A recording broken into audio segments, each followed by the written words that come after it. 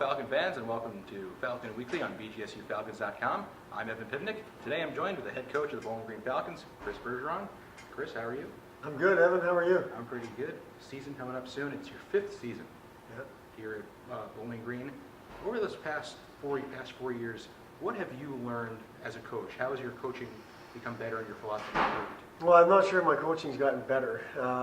I think the philosophy that we've really dug our heels into, if you will, is that this thing is based on the people we have and the relationships and level of trust we have amongst those people. I always knew that to be true, but it's something that we've really wrapped our arms around and made it ours.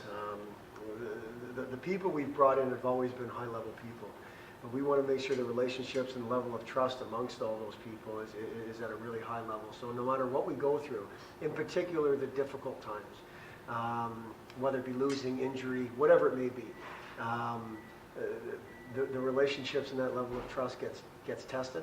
And we want to think that through that adversity we come together and it brings out the best in us, not we go apart and things start to go sideways because of it. So that's what we've really dug our heels into, as I say, in terms of our identity and what we want to be as a program. From a coaching perspective, I hope I've become a little more patient. I don't think anyone will ever accuse me of having take my foot off the gas, but I do think there's a time and place for everything, and me screaming and yelling all the time isn't exactly the answer. And maybe there's times for that, but that's probably where I hope I've improved the most, and still plenty of improvement there I can do. And from a coach's perspective, this is the first time in your career here that all of the players you have recruited personally. Mm-hmm. That has to be some sort of a really good luxury for you. Well, it's a good feeling. We don't know if it's a luxury just yet. We want to, see when somebody starts to push back here on Saturday of what that means. But every guy that we have in our locker room right now is a guy that sat in my office and they heard the recruiting spiel, if you will, and they all made a choice, and they knew how difficult it was going to be, but they knew that we were going to go through it together. And that is a good feeling, and we can kind of fall back on that if we need to. Ultimately, you put a bunch of great people into a situation, an environment where there's expectations and there's accountability of those expectations, and there's some internal competition, which we feel we have at every position. I think good things can happen. And of course, you announced captains yesterday.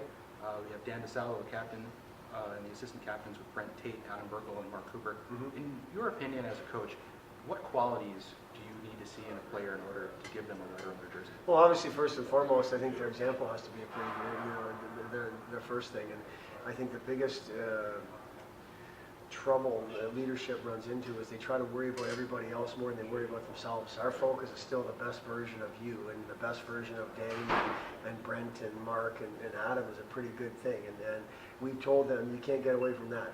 You can't get so worried about everybody else that you forget about the best version of you.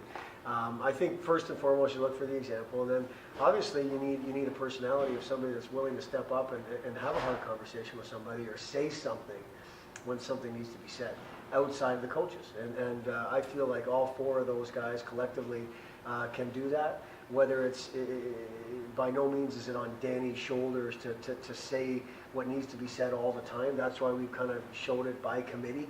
Danny is the captain; he's going to be leaned upon, but he's got a nice support with the other three, and we feel like collectively they should do a nice job.